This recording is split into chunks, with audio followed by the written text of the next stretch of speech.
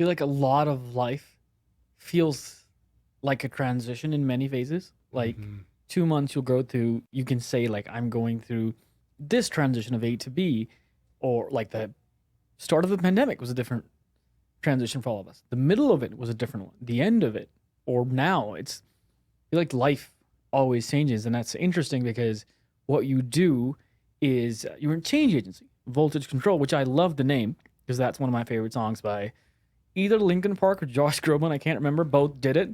I love to learn how and why you started because before you did, you were actually in technology, Hmm.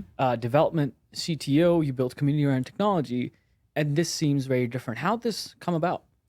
Well, as a CTO at startups, I was always really fascinated around what created sustainability on teams. How did we better collaborate to each other? How do we understand and do our best work? Like, where do people get stuck? How do we get them unstuck? These kinds of things.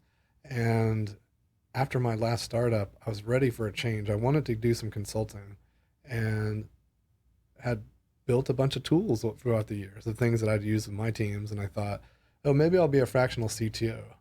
But once I really started applying the tools and talking about the tools, people were really curious to hear me talk more, to come do the tools at even larger companies.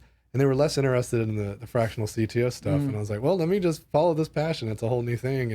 And also, I think my love for building teams and building companies really drove me in that direction. Whereas the fractional CTO thing I would have been a solo consultant, and that was less interesting to me versus like actually living out these goals of, working with people.